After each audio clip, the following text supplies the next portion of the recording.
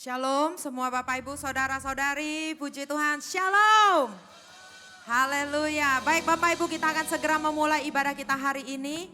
Kita akan mendengarkan Voice of Pentecost dan kita sama-sama memperkatakan Mazmur 91 dan deklarasi Pentakosta ketiga. Saya mengajak untuk Bapak Ibu kita semua sama-sama kita mendeklarasikan, kita memperkatakan Mazmur 91 biar itu terjadi di dalam setiap kehidupan kita. Amin. Baik Bapak Ibu, selamat mendengarkan. Tuhan Yesus memberkati.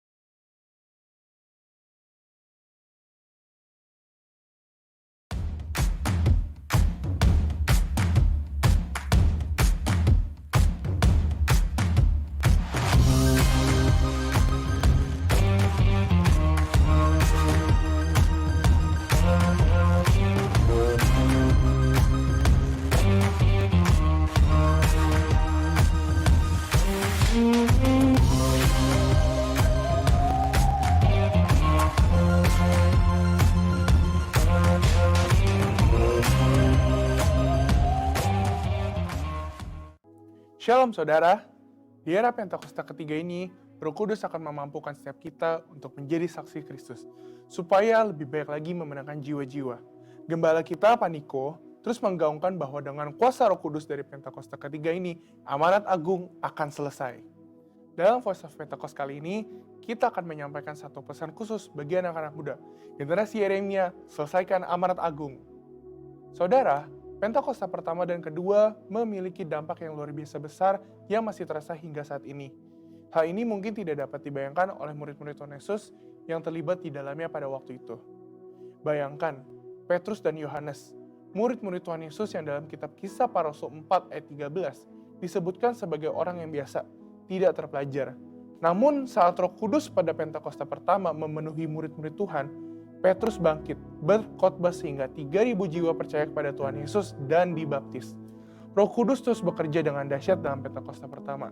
Sehingga dalam kurun waktu beberapa ratus tahun, 70% dari dunia yang dikenal saat itu, yaitu wilayah Kekaisaran Romawi, menjadi Kristen. Kemudian, pada tahun 1906, sejarah mencatat seorang bernama William Seymour dipenuhi Roh Kudus dan dipakai Tuhan untuk menjadi pemimpin di era Pentakosta kedua di Azusa Street.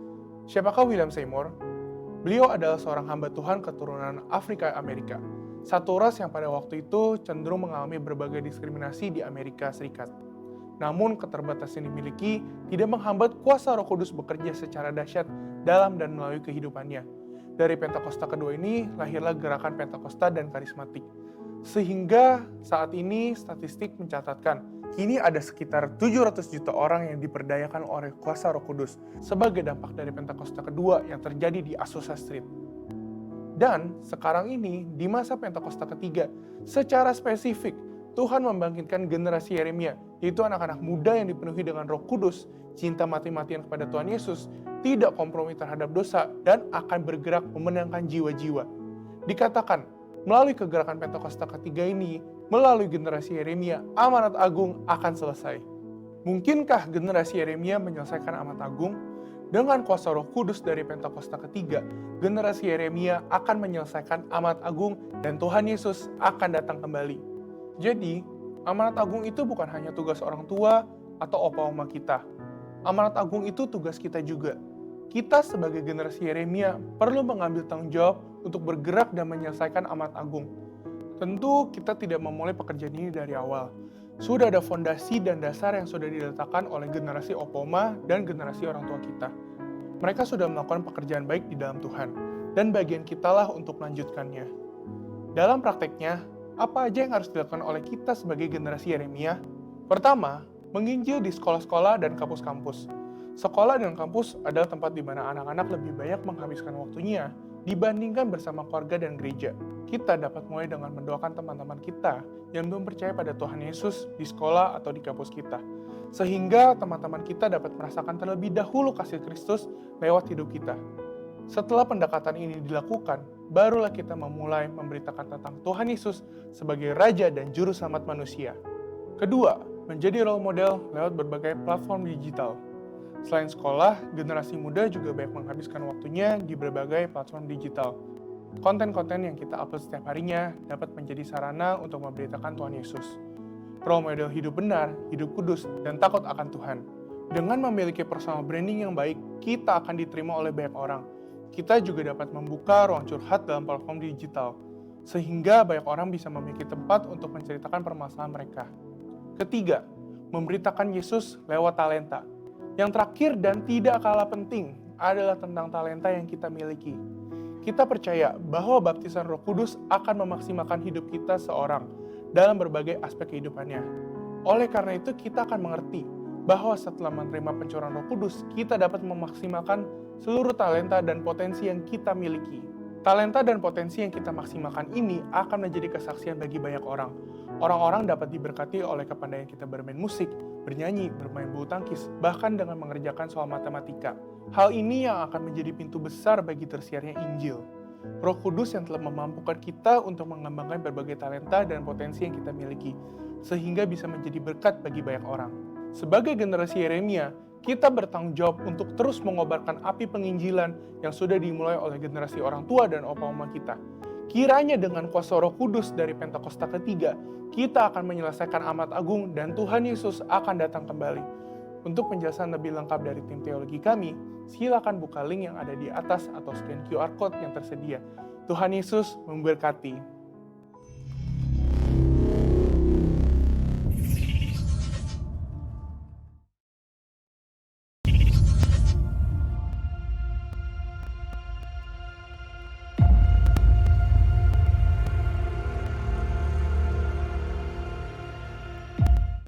Mazmur 91, dalam lindungan Allah.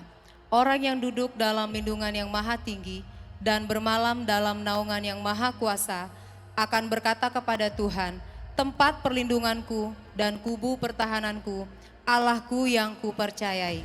Sungguh dialah yang akan melepaskan engkau dari jerat penangkap burung, dari penyakit sampar yang busuk. Dengan kepaknya ia akan menudungi engkau, di bawah sayapnya engkau akan berlindung. Kesetiaannya ialah perisai dan pagar tembok. Engkau tak usah takut terhadap kedahsyatan malam, terhadap panah yang terbang di waktu siang, terhadap penyakit sampar yang berjalan di dalam gelap, terhadap penyakit menular yang mengamuk di waktu petang. Walau 1.000 orang rebah di sisimu dan 10.000 di sebelah kananmu, tetapi itu tidak akan menimpamu. Engkau hanya menontonnya dengan matamu sendiri dan melihat pembalasan terhadap orang-orang fasik. Sebab Tuhan ialah tempat perlindunganmu, yang maha tinggi telah kau buat tempat perteduhanmu. Malapetaka tidak akan menimpa kamu, dan tulah tidak akan mendekat kepada kemahmu. Sebab malaikat-malaikatnya akan diperintahkannya kepadamu, untuk menjaga engkau di segala jalanmu. Mereka akan menatang engkau di atas tangannya, supaya kakimu jangan terantuk kepada batu. Singa dan ular tedung akan kau langkahi, engkau akan menginjak anak singa dan ular naga. Sungguh, hatinya melekat kepadaku, maka aku akan meluputkannya. Aku akan membentenginya, sebab ia mengenal namaku. Bila ia berseru kepadaku, aku akan menjawab. Aku akan menyertai dia dalam kesesakan.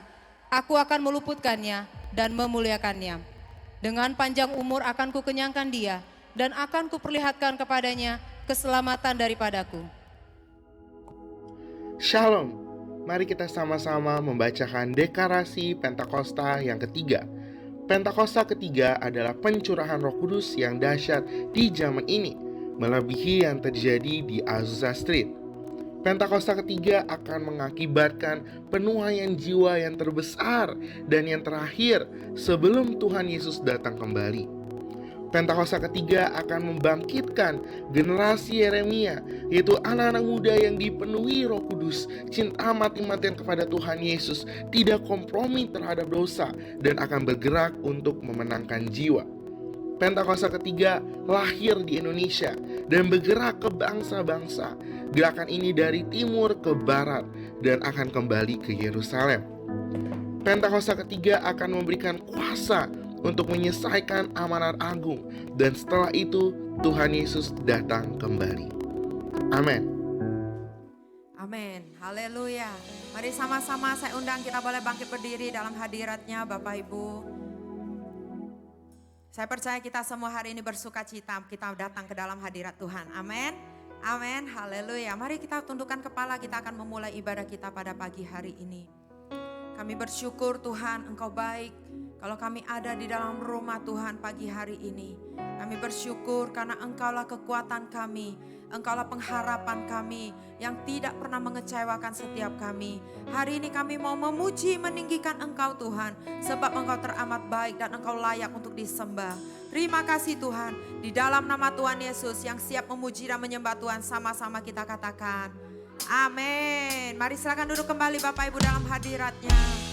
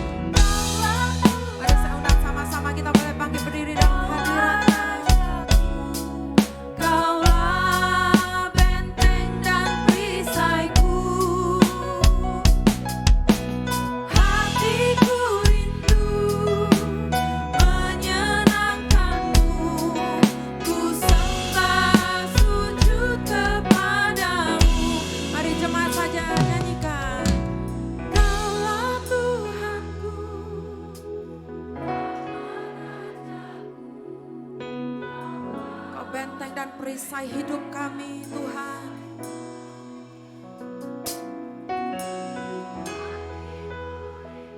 Menyenangkanmu Tuhan.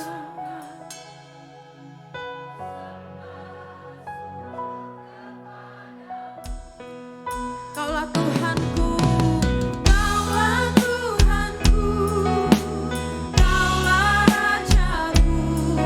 Kaulah benteng dan perisaiku.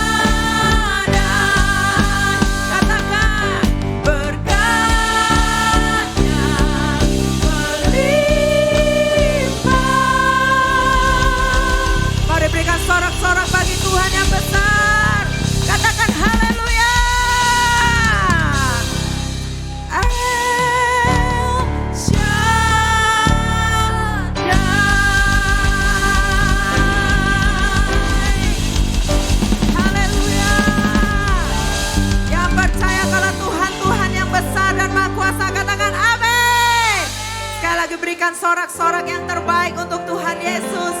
Haleluya. Berikan tas kanan kirimu, katakan dia Allah yang sanggup.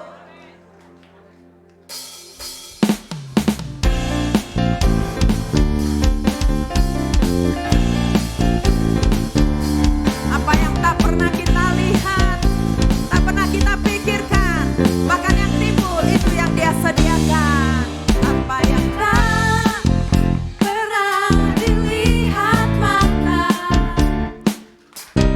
yang tak pernah didengar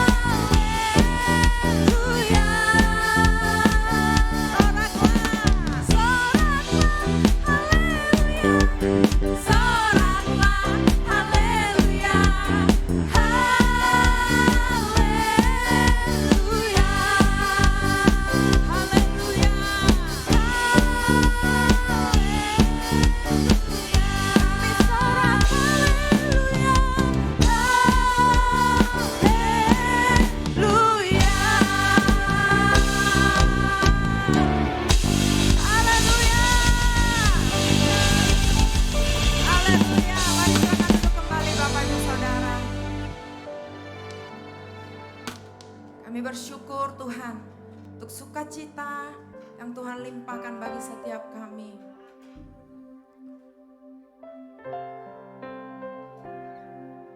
Ya Allah, damai sejahtera, kuduskan aku seluruhnya, agar roh, jiwa, dan tubuhku terpelihara sempurna. Mari sama-sama kita nyanyikan. Ya Allah, damai sejahtera, kuduskan aku seluruhnya, agar roh, jiwa, dan tubuhku terpelihara sempurna.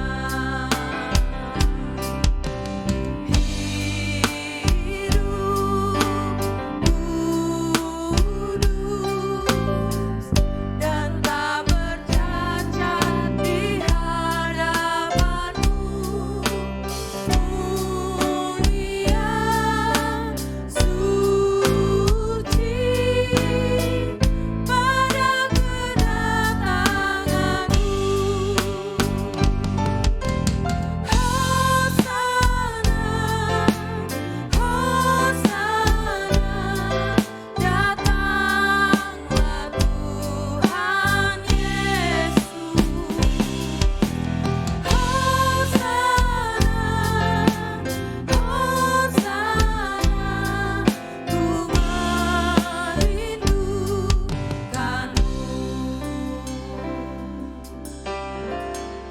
Ya Allah, damai sejahtera, damai sejahtera, kuduskan aku seluruhnya, agar roh, jiwa, dan tubuhku terpelihara sempurna.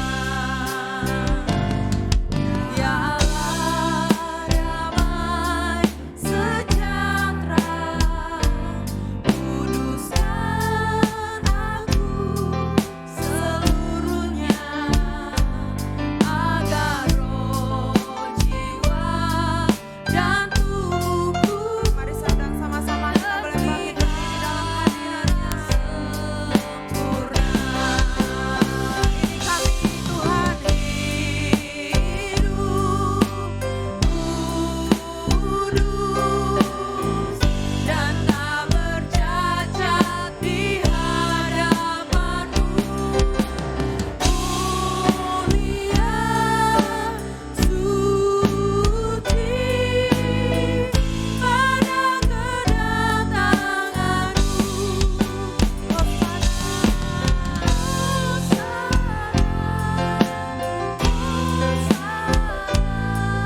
Datanglah Tuhan Yesus. Mari hampiri setiap kami Tuhan. Hosana, ku merindukan-Mu. Hosana, Hosana, Hosana, datanglah Tuhan Yesus.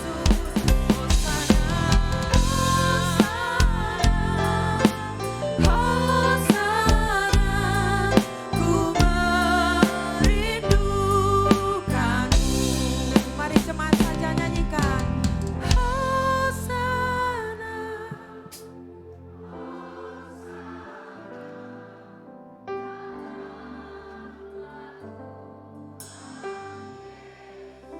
Hosana,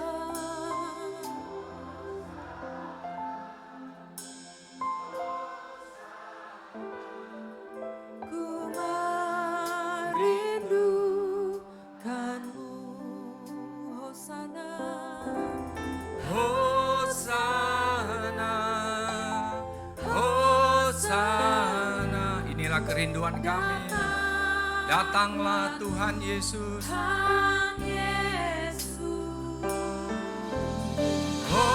Hosana, Hosana, ku merindukanmu, kami merindukanmu, ku merindukanmu, ku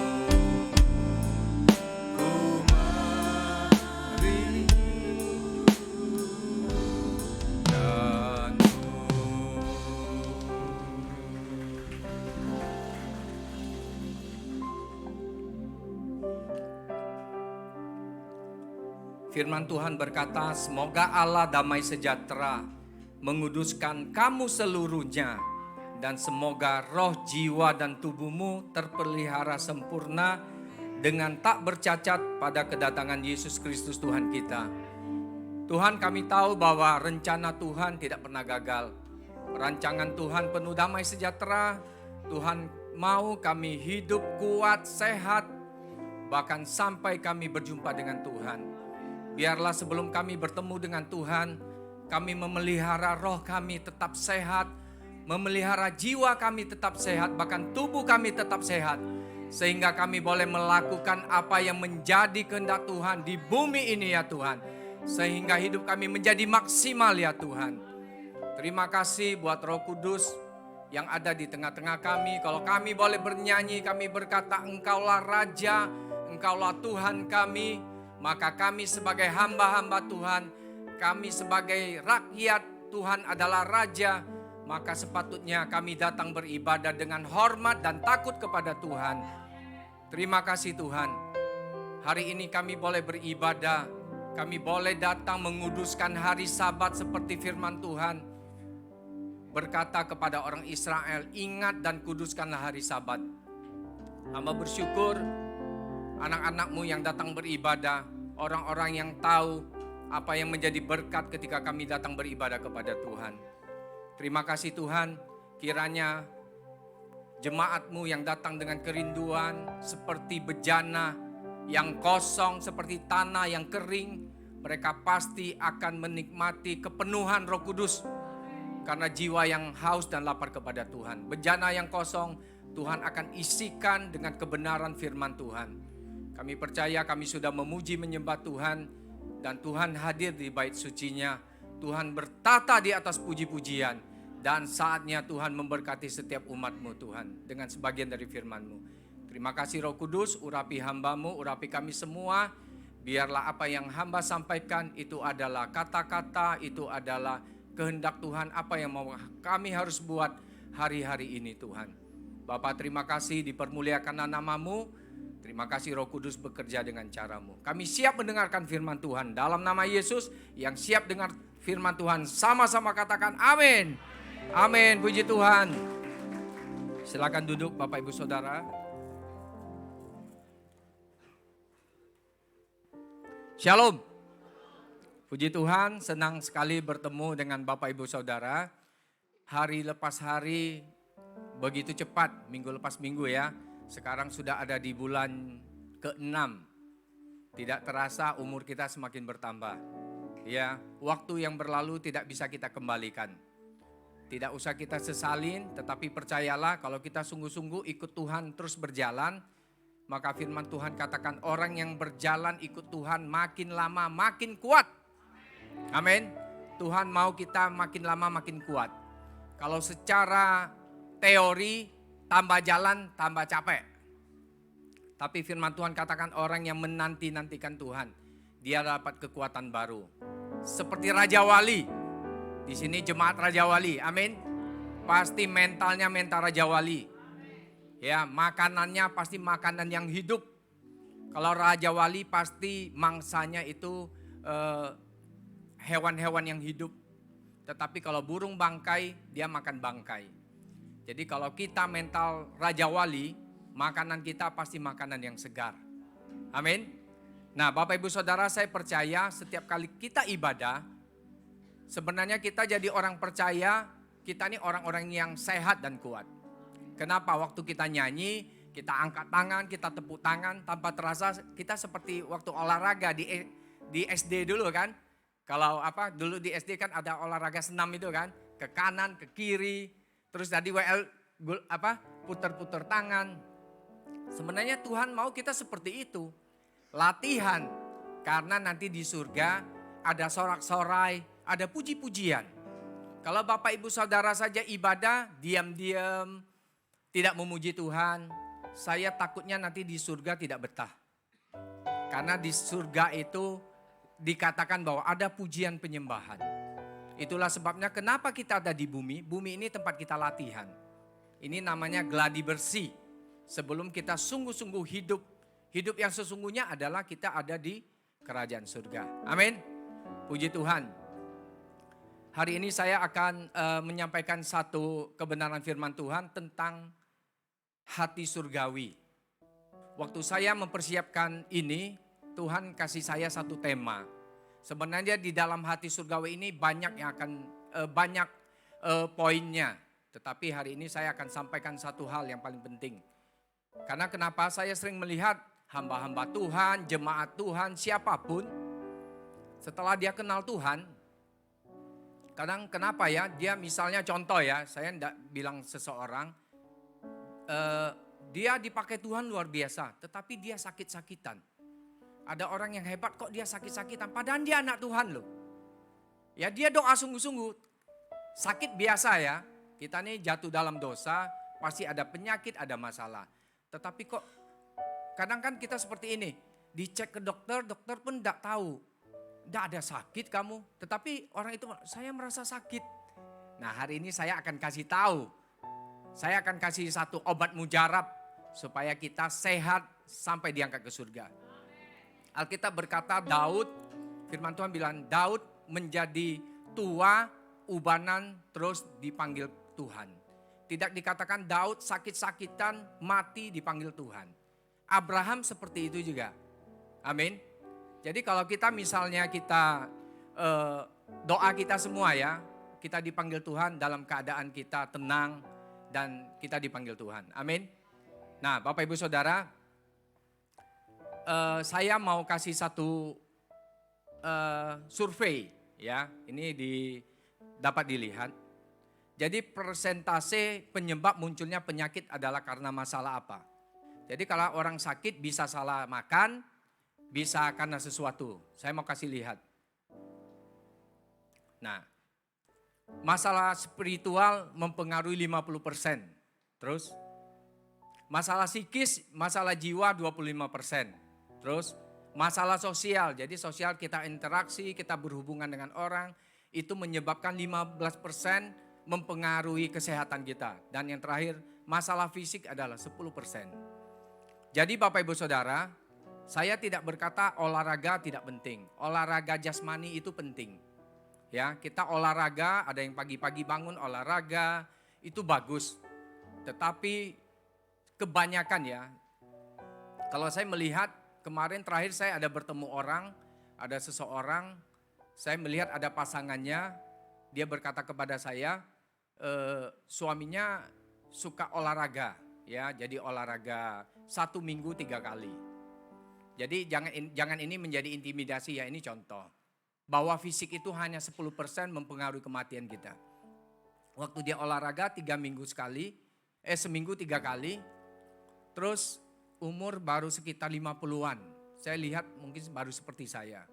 Tetapi apa yang terjadi waktu dia pulang, istrinya melihat kok bibirnya biru, kok dia enggak apa-apa, dia bilang dia enggak apa-apa.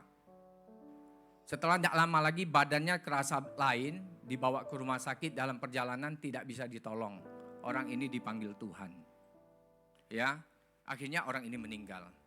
Ternyata Bapak Ibu Saudara, sebenarnya ilmu kesehatan yang paling hebat adalah Alkitab. Di Alkitab ini semuanya ada resepnya. Jadi ilmu pengetahuan tanpa Alkitab itu sebenarnya susah ilmiahnya. Begini, dulu orang berkata percaya zaman dulu bumi itu rata ya. Tetapi firman Tuhan di Yesaya katakan kita ada di dalam bulatan bumi. Ternyata benar. Jadi Alkitab dari dulu sudah katakan. Ternyata obat mujarab itu ada di Alkitab. Jadi kalau ada orang yang merasa sehat, tetapi kalau spiritualnya, rohnya, psikis itu jiwa dan sosialnya interaksinya masalah, maka kemungkinan kematiannya cepat. Ya, saya bukan ngajar kedokteran kesehatan. Saya hubungkan dengan Alkitab. Ya. Jadi kalau Bapak Ibu Saudara ibadah setiap minggu, kenapa harus ibadah? Ibadah itu menyegarkan roh kita.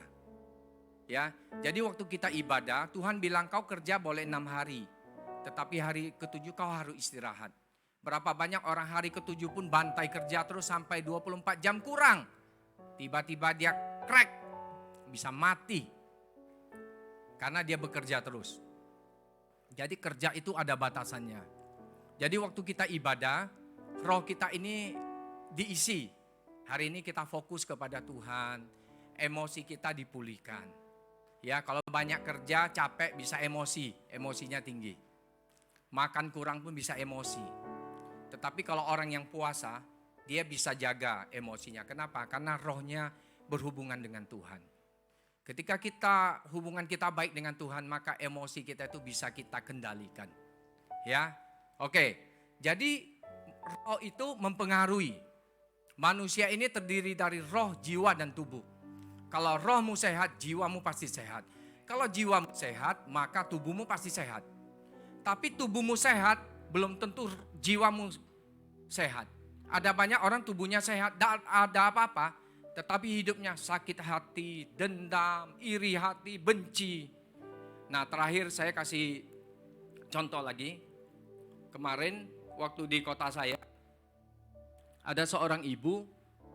Saya bertemu dengan dia karena anaknya sekolah dengan anak saya satu sekolahan. Saya tanya, ini teman lama, kenapa kau enggak gereja lagi? Saya enggak mau gereja lagi. Saya kenal orang ini. Saya sakit hati dengan orang itu katanya. Saya tahu dia sakit hati dengan siapa, saya tahu. Karena dia merasa dia ditipu, merasa dia merasa dicurangin. Sebenarnya tidak. Tetapi karena keburu sakit hati, dia menyimpan dendam. Beberapa minggu yang lalu saya melihat orang yang dia dendamin ini datang. Mau kemana? Kunjungan. Kenapa kunjungan? Ternyata orang yang dia dendam ini mengalami kelumpuhan. Dia lumpuh. Tetapi orang ini bisa memaafkan. Maksudnya orang yang dicurigai. Orang ini mengalami kelumpuhan. Saya tidak berkata dia sakit apa. Tetapi saya percaya jiwa yang tidak diobati akan menyebabkan tubuhmu sakit.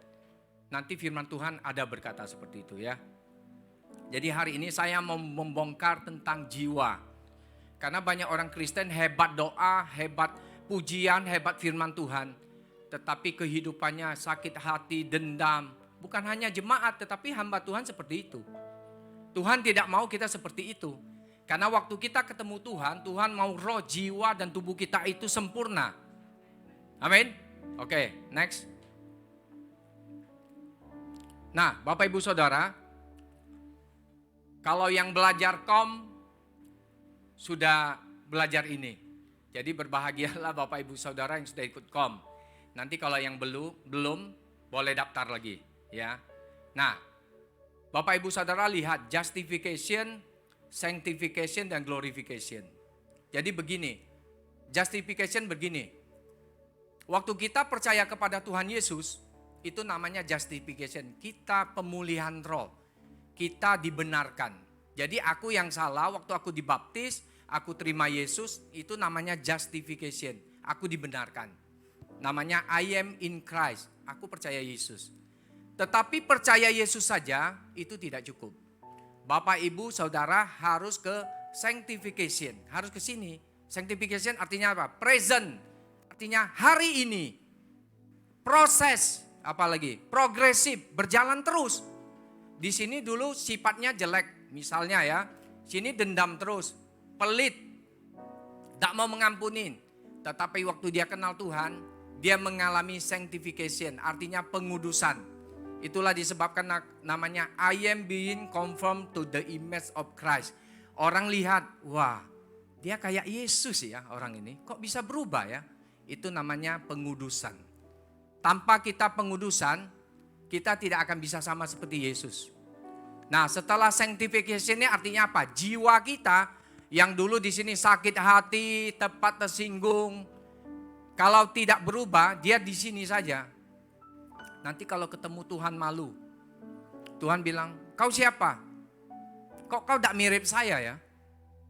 Tingkah lakumu tidak mirip saya. Yesus rendah hati, murah hati, dia tidak sombong. Dulu kita sombong, tetapi karena kita ikut dalam Yesus diproses, sering dihina orang, tapi sudah, aku sekarang sudah bisa memaafkan kau. Aku sudah bisa mengampuni istriku. Luar biasa. Itu artinya engkau dikuduskan. Nah, waktu kita dikuduskan, kita ketemu Tuhan. Itu yang namanya glorification. Future. A promise, masa depan, permanen. I will be with Christ. Saya sudah di dalam Tuhan. Jadi saya ketemu Tuhan artinya apa? Glorification. Glorification artinya apa? Kita dimuliakan. Seperti yang sering firman Tuhan katakan, waktu Yesus bertemu dengan hambanya, dia bilang begini, engkau hambaku yang baik dan setia. Itulah yang namanya glorification. Engkau dimuliakan, akhirnya Tuhan bilang, masuklah dalam kebahagiaan Tuhanmu. Itulah penghargaan Tuhan bagi kita, kalau kita mau berubah. Amin. Oke, next. Nah, ini lihat. Ini saya kasih ini. Waktu kita hidup dalam dosa, kita lahir dalam berdosa. Terus kita kenal Tuhan, namanya grafik naik terus. Point of conversion. Kita dibenarkan. Tolong diklik. Kita diselamatkan dari hukuman dosa.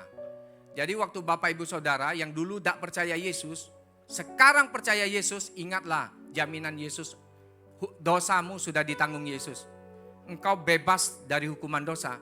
Mati masuk surga. Yang kedua, waktu engkau dikuduskan di sini, engkau diselamatkan dari kuasa dosa. Kuasa dosa begini. Dulu dosa itu mengikat, aku tidak bisa mengampuni kau. Aku doakan ya, aku bisa mengampuni, lepas dari kuasa dosa. Banyak orang Kristen, dia bilang percaya Yesus, tapi dia terikat terus. Kalau sakit dikit-dikit, tanya dukun, ke orang pintar. Itu kuasa dosa. Itu perbuatan dulu, masih belum bisa lepas. Masih percaya Yesus, tapi masih ke tempat itu. Dia belum lepas dari kuasa dosa. Tapi waktu Bapak Ibu Saudara, waktu sakit apa, Tuhan sembuhkan aku, sembuhkan orang tua aku, doakan. Itu sudah lepas dari kuasa dosa. Amin. Waktu orang ngomong kita dulu tersinggung, sekarang aku tidak tersinggung. Artinya Bapak Ibu Saudara lepas dari kuasa dosa. Jadi kita tidak terikat. Kita sudah lepas. Kenapa? Karena kita gambarannya kayak Yesus. Contoh anak saya, dia dulu mungkin tidak tahu saya suka memberi. Setelah lihat saya suka memberi, dia mulai memberi. Orang bilang, kau kayak bapak kau. Saya sebagai bapaknya pasti bangga. Kalau Bapak Ibu Saudara berubah, hidup semakin baik, suka menolong orang, suka memberi, suka mengampuni orang, maka Bapak di surga senang. Saya percaya itu membuat engkau panjang umur. Ya. Terus yang terakhir, kita akan diselamatkan dari kehadiran dosa. Jadi kita bebas waktu bertemu Tuhan. Next. Nah, ini yang saya mau sampaikan Bapak Ibu Saudara, saya mau bongkar ini. Supaya kita tidak hidup dalam emosi yang negatif. Tetapi kita belajar sehat sampai Tuhan datang. Kesembuhan emosional gini. Banyak orang gini, penyakitnya ini. Ini ya. Ini apa? Rendah diri ya. Takut gagal, perfeksionis, rasa tertolak, ketergantungan, benci, pahit, konflik. Jadi ini yang mau saya sampaikan. Next. Ya, ini judulnya. Next. Oke, klik. Nah, saya mau katakan gini, kenapa orang itu bisa emosi? Ya, hari ini saya belajar tentang emosi. Jadi kalau Bapak Ibu Saudara dikasih orang kuda, kita misalnya punya binatang peliharaan kuda. Kalau kuda itu kita biarkan terus, tidak kita latih, maka nanti dia besar susah kita latih dia. Dan dia akan waktu kita deketin, dia bisa tendang kita, bisa pijak kita. Itu artinya mengekang. Jadi kuda itu lihat, kenapa kalau dibawa di delman itu ditutup semua, dikekang, dipegang. Ke kiri, ke kanan. Kuda itu kekuatannya luar biasa. Tapi waktu bisa kita kekang, kekuatannya bermanfaat. Ya. Nah, emosi kalau tidak dikendalikan, maka bahaya. Berapa banyak kita lihat berita ada orang masuk penjara, jabatannya dicopot hanya karena emosi. Klik. Emosi mempengaruhi sikap hati. Ya, waktu Lina berkata, kau khotbah tidak bagus. Emosi ini, basi ngomong mereka. Mulai sikap hatinya apa? Mulai tidak suka dengan Lina. Apa yang terjadi? Klik. Membuat perilaku, besok tidak usah dekat dengan dia lagi. Dia menyinggung saya. Itu emosi negatif. Nah, emosi ini dari mana datangnya? Tolong klik kepercayaan. Ini yang saya mau bahas. Waktu Bapak Ibu Saudara ada emosi, tergantung kepercayaannya. Waktu Lina ngomong saya, kau kurang baik, tetapi karena kepercayaan saya ada di dalam Tuhan. Oh iya, saya terlalu banyak, misalnya angkat tangan apa, oke terima kasih Lina, engkau luar biasa dipakai Tuhan. Kenapa saya emosi positif? Karena Lina berkata yang baik yang saya ambil. Kenapa saya bisa mengambil yang baik? Karena kepercayaan bahwa saya anak Tuhan. Jadi tergantung, kalau orang ngomong kita tergantung, kita percaya apa, itu paling penting ya. Oke, next.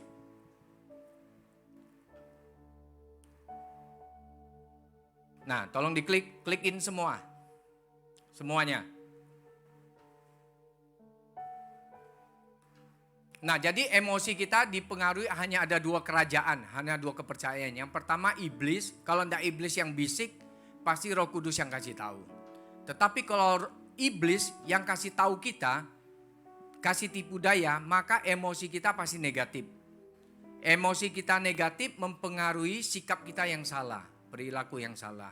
Kalau perilaku yang salah, sakit penyakit timbul. Saya kasih tahu, lihat emosi negatif menyebabkan banyak penyakit nanti setelah ini. Tetapi kalau kerajaan Allah yang mempengaruhi kita, maka ada kebenaran, ada damai sejahtera, ada hidup yang sehat.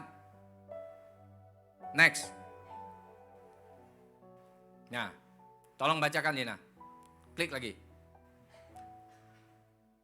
Dr. Don Colbert, judul buku Apa Yang Anda Tidak Tahu Mungkin Sedang Membunuh Anda, menuliskan bahwa sikap-sikap buruk yang kita kembangkan akan berakibat fatal terhadap kesehatan tubuh kita. Nah, ini dokter kesehatan berkata gini, apa yang Anda tidak tahu mungkin sedang membunuh Anda. Berapa banyak orang yang kena penyakit mematikan, ya, banyak penyakit mematikan, penyakit jantung, penyakit kanker. Kadang dilihat tiba-tiba datang. Kenapa orang bisa sakit seperti itu? Itulah yang namanya apa yang Anda tidak tahu, dia sedang membunuh Anda. Artinya begini Bapak Ibu Saudara, kalau engkau selalu menyimpan sesuatu di jiwamu yang tidak sehat, percayalah meskipun tubuhmu sehat, itu suatu hari timbul. Tiba-tiba dokter diagnosa engkau sakit kanker, engkau sakit jantung, bisa mati mendadak. Kenapa? Karena perilaku yang salah. Kita tidak sadar loh. Saya punya paman, punya istrinya, orangnya baik, ya, orangnya baik, perilaku di luarnya baik, tetapi kok dua-dua ini mati kena kanker ya. Setelah kita lihat-lihat belajar firman Tuhan, dia orangnya pendendam. Saya kasih lihat ada 3 penyakit jiwa yang bisa menyebabkan kita mati cepat setelah ini, ya. Nah, sikap buruk yang kita kembangkan akan berakibat fatal terhadap kesehatan tubuh. Jadi Bapak Ibu Saudara, saya berdoa jemaat Raja Wali maupun yang lihat YouTube semuanya sehat semuanya. Amin. Sehat tubuh dimulai dari jiwanya. Ya, Tuhan bilang hati yang gembira obat. Ini di hati ini jangan simpan yang kotor, jangan simpan sampah. Karena akan menyebabkan engkau mati sendiri. Ya. Oke, next. Tolong Lina baca, diklik. Survei membuktikan tidak mau mengampuni, kebencian, kepahitan menyebabkan kematian dan penyakit itu 80%. Nah, 80% kematian, penyakit ganas, tidak mau mengampuni, benci dan kepahitan. Saya sudah saksikan ini banyak yang terjadi. Baru-baru ini 2-3 orang saya melihat. Orangnya baik, tetapi dia penuh kebencian, dia pahit. Kenapa orang bisa pahit? Karena dia menyimpan, dia merasa tidak adil. Orang yang kita benci panjang umurnya, kita yang benci pendek umur. Jadi mau yang mana? Jadi kalau kita tidak boleh benci orang. Meskipun ini terjadi bagi orang tua dengan anak atau anak dengan orang tua atau menantu atau siapapun. Jadi kita tidak boleh menyimpan kebencian. Ya, kita belajar mengampuni, ya sudahlah. Kalau mau panjang umur, ampunilah. Kalau mau mengampuni, lepaskan kepahitan. Tuhan berkati. Waktu saya mau datang ke tempat ini, saya telepon dengan ada seorang ibu sampai setengah jam lebih.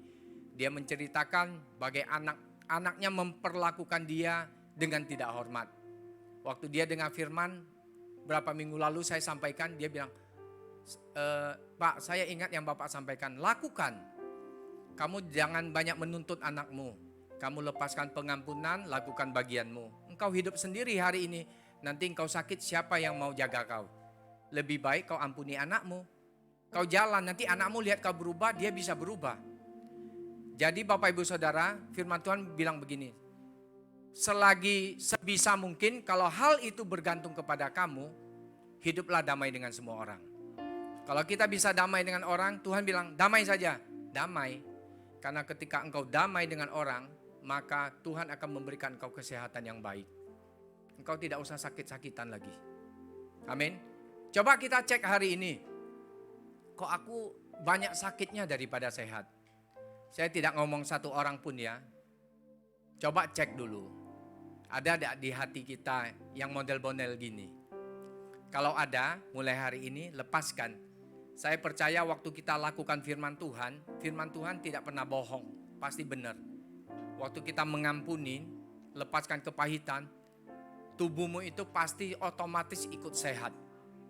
Nanti kita lihat, kok kita bisa sakit ya kalau nyimpan dendam. Ini, next. Ya, Lina tolong baca. Ini daftar penyakit yang ada di jiwa kita kalau kita tidak lepaskan. Daftar penyakit, benci, iri hati, menyebabkan tekanan darah tinggi, sakit kepala, penyakit jantung, tukak lambung, kanker. Sombong menyebabkan penyakit mental, stroke, serangan jantung, dan kematian.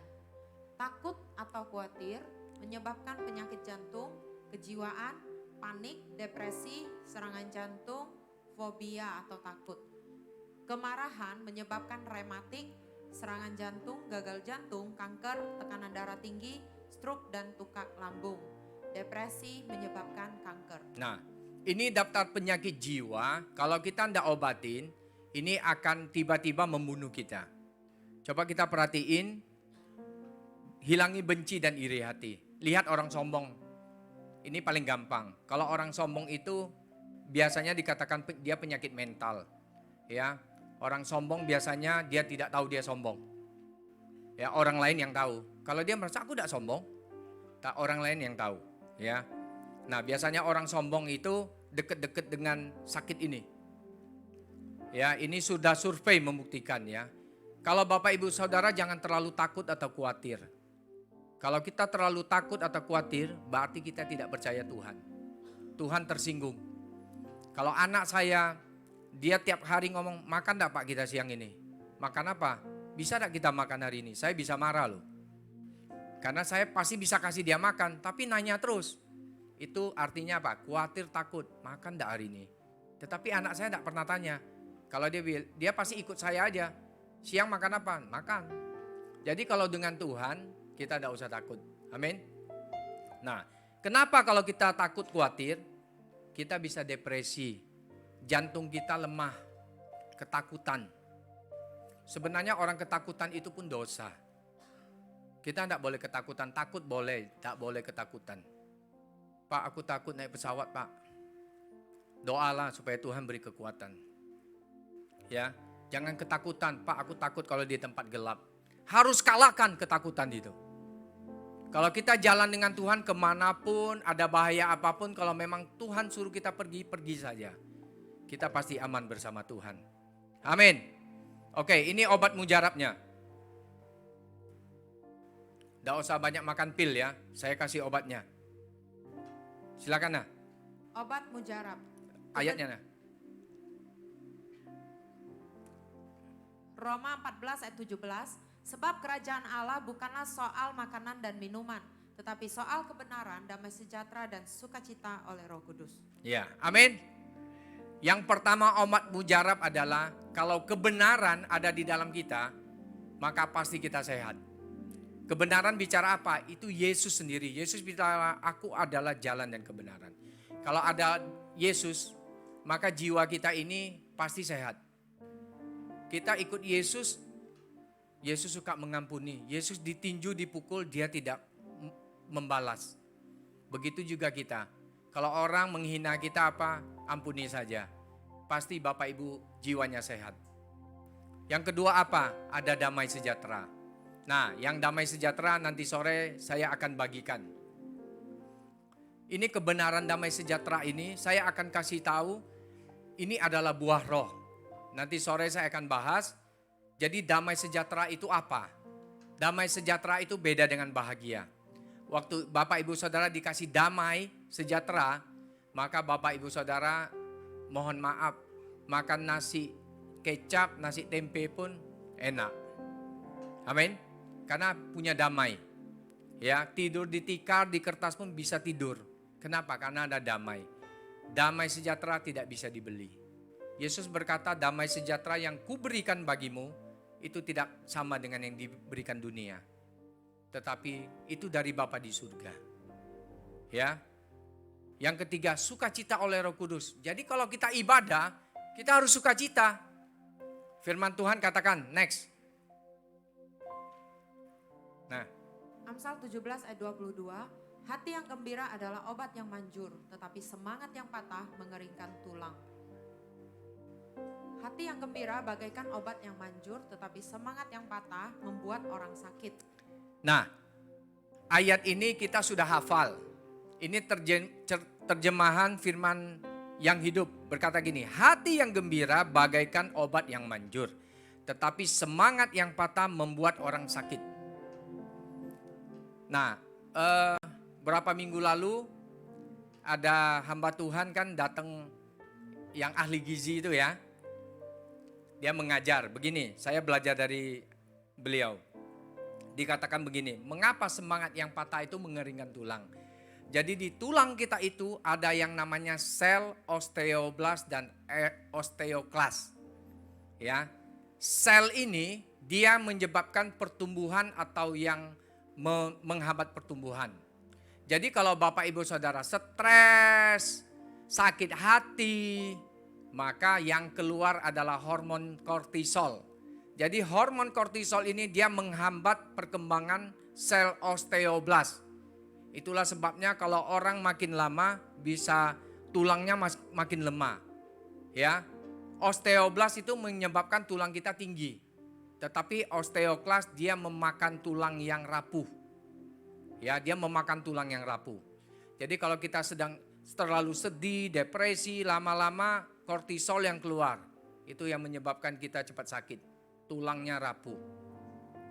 Tetapi kalau kita bahagia, ya, kalau kita bahagia itu ada namanya hormon apa? Endorfin. Ya, itu dari kata morfin. Orang kalau dikasih morfin dia tenang. Ya, dikasih morfin dia tenang. Kenapa? Hormon itu membuat kita tenang. Salah satunya adalah nanti damai sejahtera. Kenapa damai sejahtera mempengaruhi saraf kita, kesehatan kita? Nanti kita lihat sore hari ya, saya akan bagikan. Jadi Bapak Ibu Saudara, hati ini harus gembira. Amin. Harus sukacita, dipertahankan. Jangan sering kepsim. Ya, lepaskan kepsimnya. Ya, sikit-sikit jangan dibuat masalah. Ada masalah diselesaikan. Jangan disimpan. Mari kita cek apakah kita sering kepsim, nyimpan sesuatu, makanya buat kita sering kepala aku sakit, aduh sakit. Bisa saja telat makan bisa masuk angin. Tapi kalau tiap hari kepala sakit, urat sakit, semua sakit, coba sukacita. Ya, sambilan sukacita olahraga. Ajak teman-teman, mana Pak Gembala, ayo makan dulu, ngobrol-ngobrol. Ya, saya ada teman di sini, Pak Ahang, sukacita terus, dikit-dikit ketawa-ketawa. Itu sehat. Tapi di jalan tidak boleh ketawa sendiri. Nanti orang bingung kenapa ketawa terus. Ketawa harus ada temennya. Kalau tidak ya di kamar sendiri ketawa. Ya, jadi Bapak Ibu Saudara, saya mau katakan bahwa gini. Kalau kita tidak mau punya anak, suami istri ya, kalau kita tidak mau punya anak, hindari berhubungan, benar tak? Maka anaknya tidak timbul. Kalau kita tidak mau ada dosa, itu dosa penyakit. Maka emosi kita ini, ingat emosi negatif ini jangan dibuahi. Dibuahi artinya dibiarkan. Jadi waktu kita misalnya adalah, aku tersinggung misalnya. Tadi Lina ngomong, aku tidak boleh simpan lama-lama loh. Waktu aku renungkan, aku pikirin, awaslah dia ya. Itu namanya dibuahi. Kalau kita mau mencegah kelahiran, tidak usah dicegah. Cegah saja pembuahannya, maka tidak ada kelahiran. Benar? Kalau kita tidak mau dosa penyakit datang, makanya kita harus sehat. Aku mau nguji nih, waktu Lina ngomong saya, kau tidak bagus. Oh ya makasih, memang mungkin aku tidak bagus. Saya kesaksian di sini semua sebagian sudah tahu. Waktu dulu saya pernah masalah di gereja lama, saya pernah ditinju orang kan, dengan teman-teman sepelayanan sampai robek ini di mata saya. Tetapi karena emosi saya keluar. Tapi apa yang terjadi? Sebelum kami latihan musik, kami doa dulu. Itulah gunanya doa Bapak Ibu Saudara. Tiap hari harus doa. Kenapa kita perlu doa? Doa itu menenangkan emosi kita. Saraf-saraf kita itu renggang. Jadi waktu saya sudah doa, latihan, karena ada sesuatu, mungkin orang itu tidak ikut doa, jadi dia emosi. Dia refleks ninju saya. Terus berdarah, saya dijahit. Apa yang saya lakukan? Karena kepercayaan saya kepada Tuhan, Yesus berkata, ampunilah mereka sebab mereka tidak tahu apa yang mereka perbuat. Itu yang saya lakukan. Saya langsung ngomong waktu saya jalan, pegang berdarah, Tuhan ampuni dia. Dia tidak tahu apa yang dia buat. Bukan saya yang emosi, teman-teman yang lain yang emosi. Kakak saya yang emosi semua. Tapi apa efeknya bagi saya? Waktu itu mata saya min 3 jadi min 2. Itu yang pertama. Itu saya kasih tahu ada gembala yang lama, saya kesaksian di KUL. Yang kedua, sejak itu saya gampang memaafkan orang. Kenapa? Emosi negatif tidak saya buahi. Tetapi kalau Bapak Ibu Saudara dikit-dikit tersinggung, dikit-dikit emosi, itu tidak diobatin, maka lama-lama penyakit timbul di ujung. Jadi kalau kita belajar, misalnya aku ngomong ya, Pak Pojo ini datang telat terus Pak Pojo. Sekali-sekali cepat dikit Pak Pojo. Oh iya maaf Pak, makasih Pak ya sudah ingatin. Ya sudah, tapi kalau Pak Pojo, ini contoh ya Pak ya. Kau nih anak buah ngomong-ngomongin aku pula kau. Lagi aku pecat kau. Nah itu kebiasaan. Itu dibuahi, lama-lama ingat dia menyimpan, itu akarnya penyakit. Jadi jangan simpan emosi yang negatif. Ketakutan, oi, cak mana anak aku lagi makan ya? Apa? Serahkan kepada Tuhan. Maka hidupmu aman. Kalau enggak hidupmu muram terus, besok cemano lagi, besok apa lagi yo? Peningnya aku, karena kita menghadapi sendirian. Emosi kita enggak baik, karena roh kita enggak sehat. Kalau roh kita sehat, jiwa kita pasti sehat. Maka tubuh kita sehat. Amin. Ya, saya berharap, kenapa saya hari ini rindu menyampaikan ini, karena inilah yang sering menjadi masalah bagi anak Tuhan. Saya kadang kagum orang melayani loncat-loncat luar biasa, tetapi orang itu penyakitan dan cepat dipanggil Tuhan. Karena dia nyimpan sesuatu. Ya, ada emosi yang negatif. Hari ini Tuhan mau kita lepaskan itu. Amin. Nah, kita mampu tak melepaskan itu? Bisa. Kalau Roh Kudus yang menolong kita. Kita tidak bisa. Saya tidak bisa. Tapi kenapa? Saya baca firman, firman mengubah hidup saya. Jadi pandangan saya sudah berubah. Ya, saya bisa melayani Tuhan, kepercayaan saya sudah berubah. Kalau dulu saya berkata begini, ngapain ya ke gereja terus, enak saya tidur. Ke gereja harus persembahan, harus ini, harus itu, datang cepat.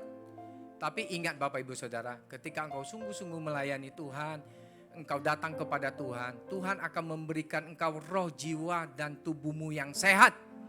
Amin. Kita bertemu dengan Tuhan, kita mendapatkan mahkota bagi Tuhan. Tepuk tangan bagi Tuhan Yesus. Kita nyanyi dulu ya, supaya kita fresh. Hati yang gembira adalah obat, seperti obat hati yang senang. Tapi semangat yang patah keringkan tulang. Hati yang gembira Tuhan senang. Sekali lagi, jemaat saja.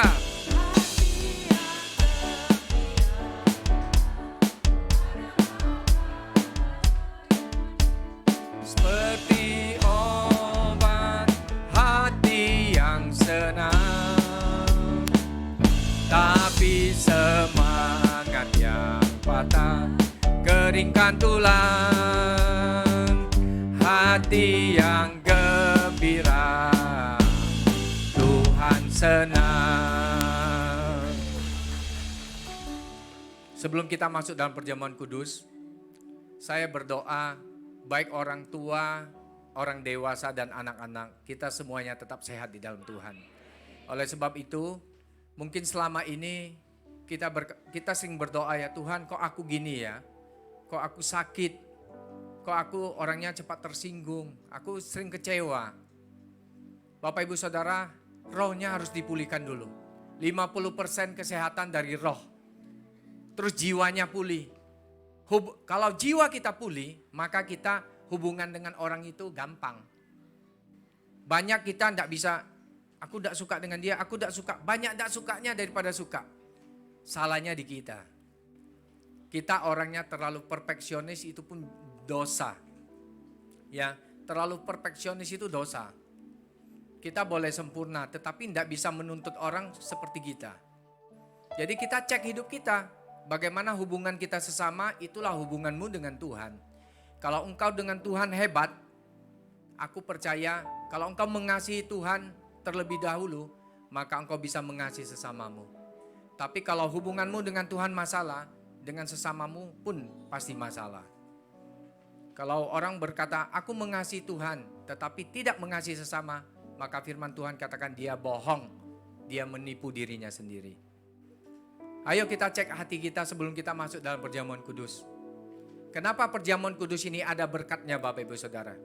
Karena waktu kita ambil perjamuan kudus, jiwa kita itu mengambil dalam posisi yang benar. Banyak orang ke gereja, banyak orang ambil perjamuan kudus, hidupnya biasa-biasa saja. Sebenarnya di dalam perjamuan kudus ini ada mujizat Tuhan.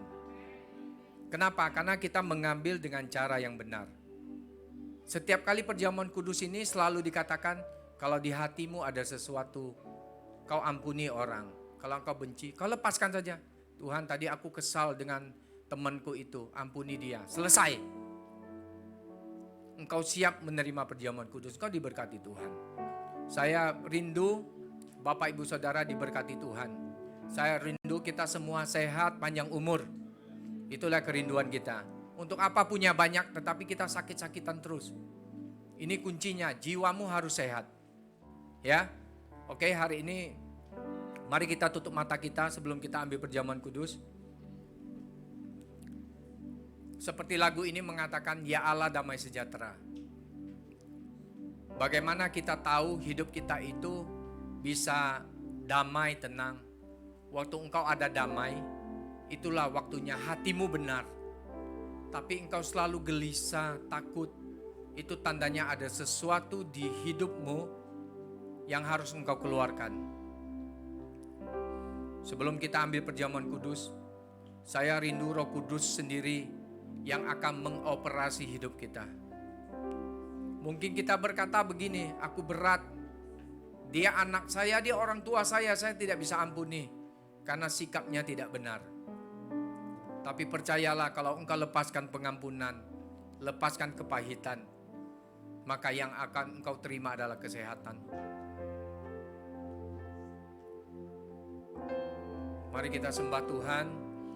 Saya percaya Roh Kudus sedang mengingatkan kita sesuatu.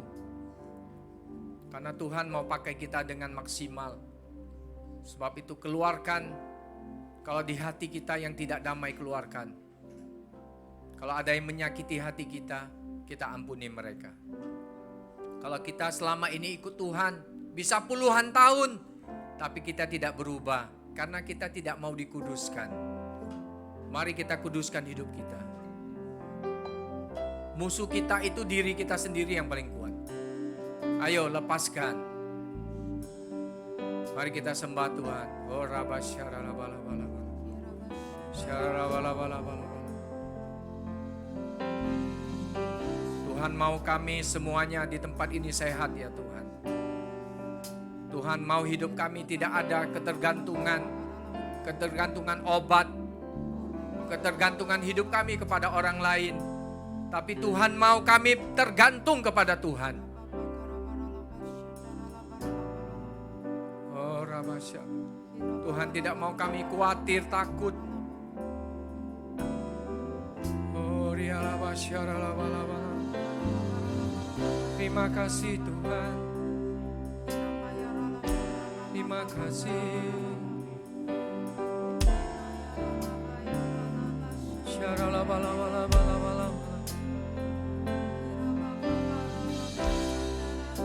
Terima kasih Tuhan.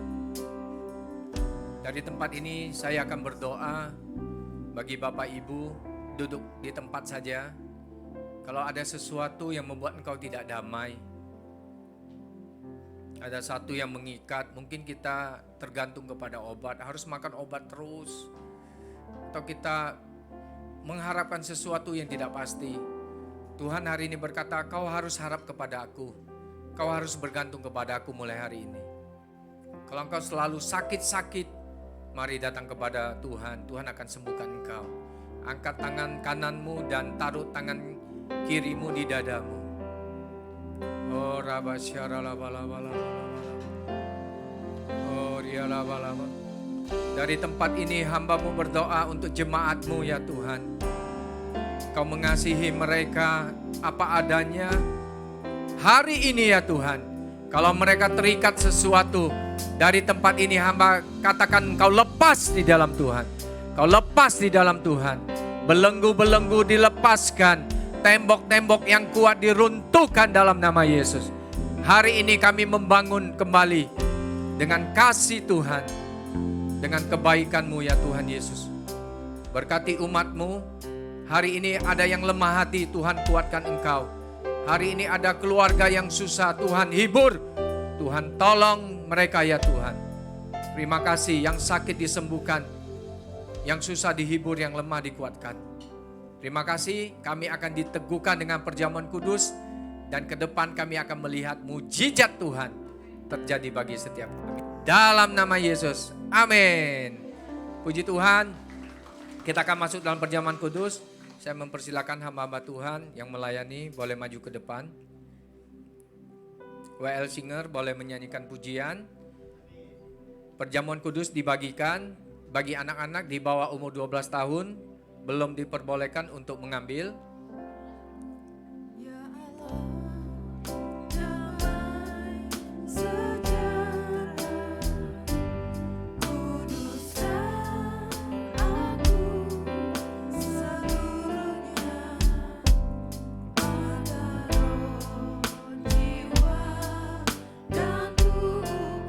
Bagi yang sudah mendapat boleh bangkit berdiri.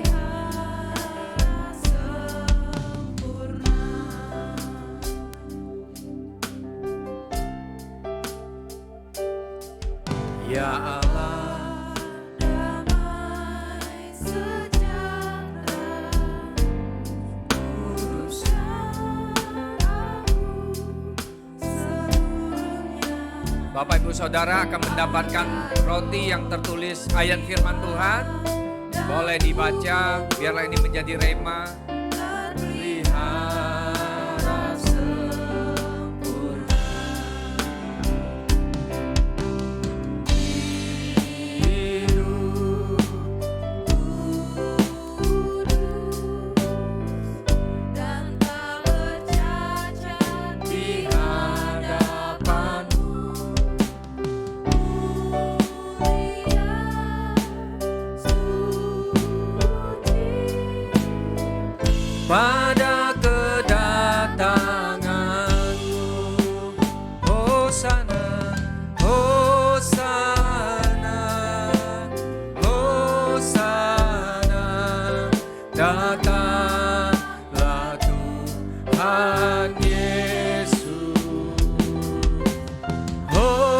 Hosana, Hosana, ku merindukanmu.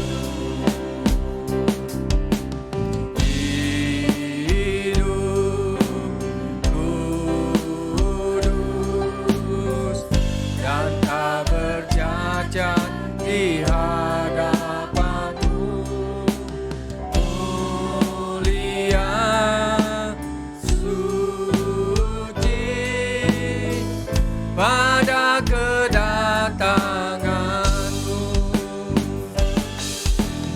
Hosana, Hosana, datanglah Tuhan Yesus.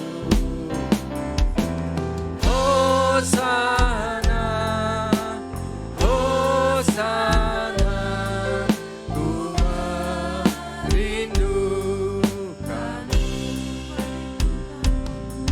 Ku merindukanmu.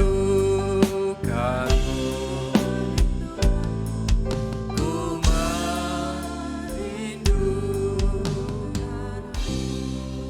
Sekarang kita angkat roti di tangan kanan kita tinggi-tinggi. Dengan firman Tuhan, sebab apa yang telah kuteruskan kepadamu, telah aku terima dari Tuhan, yaitu bahwa Tuhan Yesus pada malam waktu ia diserahkan mengambil roti dan sesudah itu ia mengucap syukur atasnya, ia memecah-mecahkannya dan berkata, inilah tubuhku yang diserahkan bagi kamu, perbuatlah ini menjadi peringatan akan aku. Saudara yang dikasihi Tuhan, bukankah roti yang kita pecah-pecahkan ini adalah persekutuan kita dengan tubuh Yesus? Katakan amin. Mari kita makan dalam nama Yesus. Dalam nama Yesus.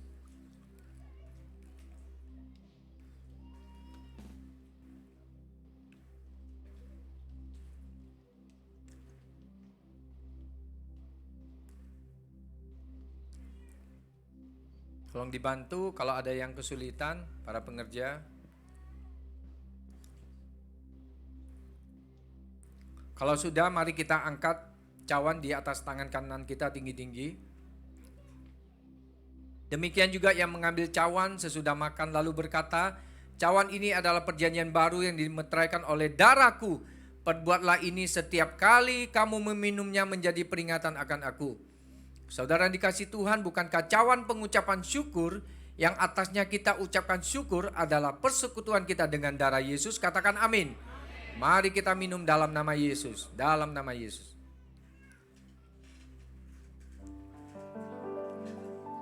Terima kasih Tuhan, terima kasih.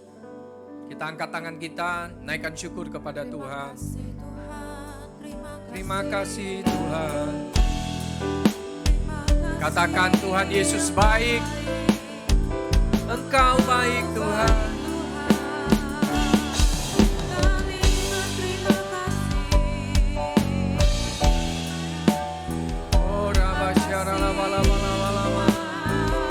Kau luar biasa. Perbuatanmu ajaib di tengah-tengah kami Tuhan.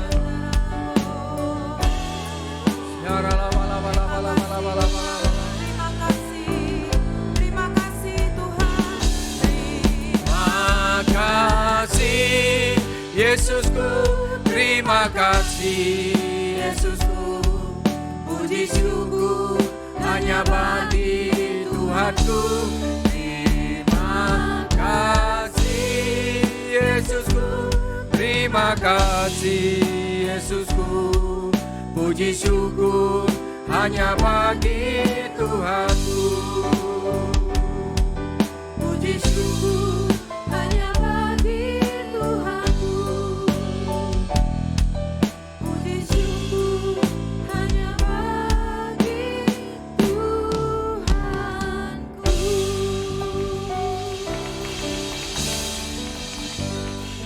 Terima kasih Tuhan, terima kasih. Kami mengucap syukur untuk firman yang sudah dibagikan bagi setiap kami. Biar kami mau menjadi pelaku akan firman Tuhan.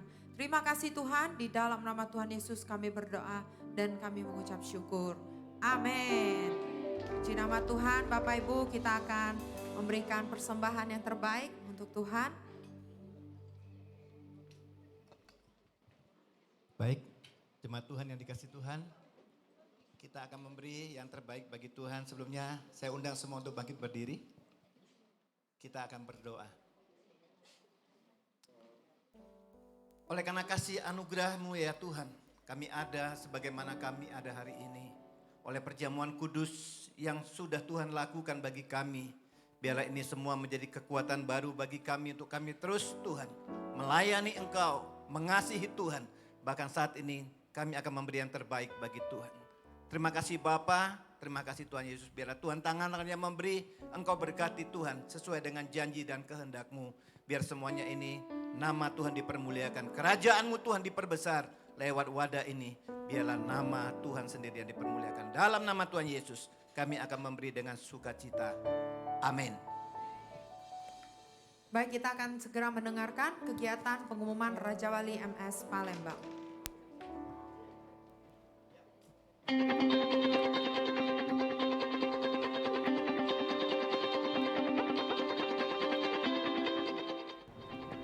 Shalom, kita akan mendengarkan kegiatan GBI Raja Wali MS Palembang. Ibadah hari Minggu diadakan seperti luar biasa jam 10 pagi dan jam 5 sore bertempat di Komplek Raja Wali Village, lantai 2 Palembang. Mari beribadah bersama-sama memuji Tuhan dan menyembah Tuhan di tempat ini. Menara doa diadakan setiap hari Selasa jam 18.30 bertempat di Komplek Raja Wali Village, lantai 2 Palembang. Kami mengajak untuk semua Bapak Ibu Saudara dapat bergabung bersama-sama mencari Tuhan dan secara korporat di tempat ini. Bagi Bapak Ibu yang rindu untuk dibaptis dan menyerahkan anaknya yang di bawah 12 tahun kepada Tuhan, dapat mengisi formulir dan mengambil kepada petugas yang bertugas hari ini. Welcome to Community of Love. Cool diadakan setiap hari Kamis jam 18.30 bertempat di Cool Dempo, Cool Skip, dan Cool Kedamaian. Mari bergabung bersama-sama kepada area-area yang terdekat dari rumah Bapak Ibu Saudara. Hai generasi Yeremia, mari bertumbuh bersama-sama di dalam Cool Youth setiap hari Kamis jam 18.30 bertempat di Komplek Raja Wali Village, lantai 2 Palembang. Yuk, kita menjadi generasi Yeremia yang dipenuhi Roh Kudus dan cinta mati-matian kepada Tuhan Yesus. Doa puasa diadakan setiap hari Sabtu jam 10 pagi bertempat di tempat ini, Komplek Raja Wali Village, lantai 2 Palembang. Mari bergabung bersama-sama, kita terus cari wajah Tuhan. Kami mengajak kepada Bapak Ibu Saudara-saudari untuk mensupport media sosial GBI Raja Wali MS Palembang dengan IG dan YouTube yang tertera di dalam layar. Mari sama-sama kita subscribe, like, share, dan sama-sama kita mensupport media sosial kita. Inilah kegiatan-kegiatan GBI Raja Wali MS Palembang. Tuhan Yesus memberkati berlimpah-limpah. Haleluya. Mari sama-sama Bapak Ibu kita boleh bangkit berdiri. Sebelum kita pulang, berikan salam kanan kiri, katakan aku diberkati hari ini. Haleluya. Ku sembah Kau Tuhan, ku mengangkat tanganku semuanya, Kau ajaib bagiku. Ku sembah Kau Tuhan, ku mengangkat wajahku semuanya, Kau hebat bagiku. Sekali lagi ku sembah Kau, ku sembah Kau Tuhan, ku mengangkat tangan.